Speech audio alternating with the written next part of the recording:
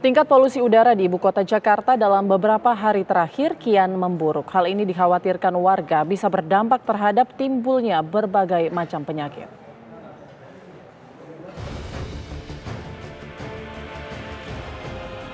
Berdasarkan data dari IQR pada pagi ini, indeks kualitas udara atau Air Quality Index di Jakarta berada pada angka 153.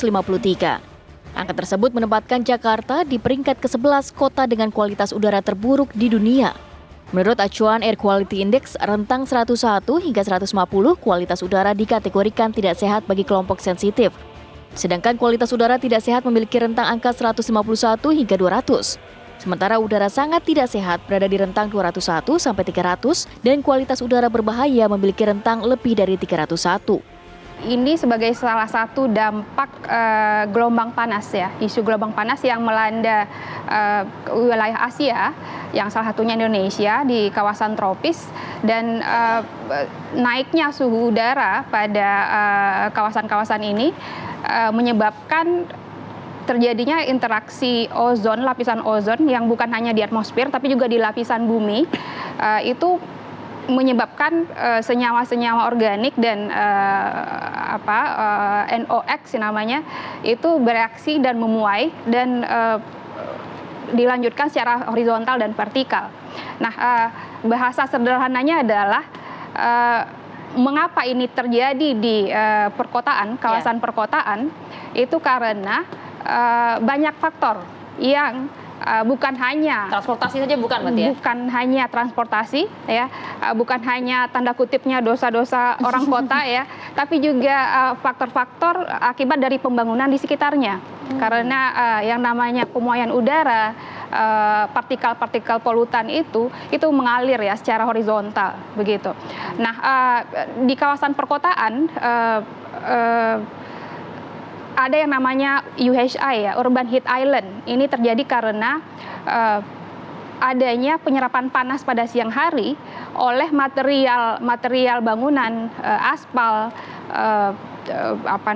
beton dan lain-lain pada siang hari dan dikeluarkan pada malam hari. Dan kontributor utama emisi di Indonesia itu bukan transportasi, tapi dari sektor energi.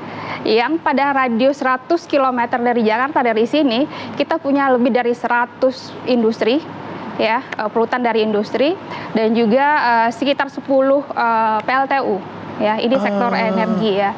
Jadi semua partikel polutan yang berasal dari industri, dari PLTU ini dibawa oleh angin ya pada malam hari ke arah perkotaan.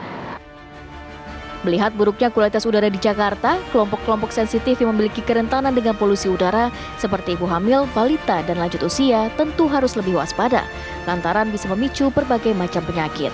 Tim TV One mengabarkan.